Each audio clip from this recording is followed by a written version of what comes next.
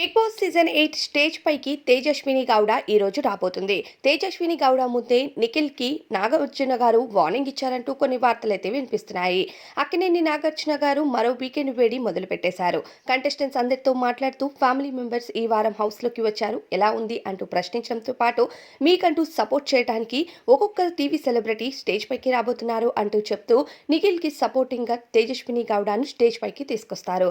అయితే ఈ సీజన్ లో నిఖిల్ కి తేజస్విని గౌడ సపోర్ట్ చేయబోతున్నారు అంటూ తనను స్టేజ్ పైకి తీసుకొచ్చి మొదటి నుండి తేజస్విని గౌడ ఎవరికి ఓటింగ్స్ వేశారు అని ప్రశ్నించగా తేజస్విని గౌడ నేను నిఖిల్ కి ఓట్ చేశాను, ఎందుకంటే నిఖిల్ ఆట నాకు చాలా బాగా అనిపించింది, చాలా బాగా హౌస్ లో ఆడటంతో పాటు ఎంత ఎమోషనల్ పర్సన్ అయినా సరే తన ఎమోషన్ ని కంట్రోల్ చేసుకుంటాడు.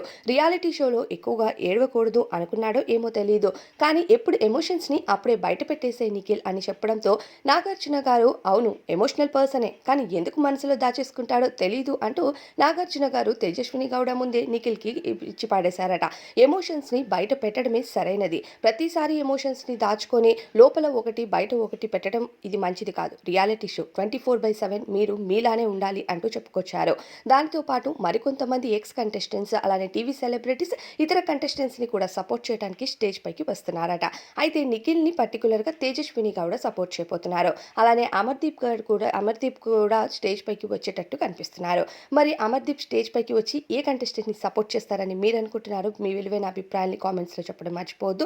అలానే నిఖిల్ కి తేజస్విని గౌడ మంచి సపోర్ట్ ఇస్తున్నట్టు తెలుస్తుంది.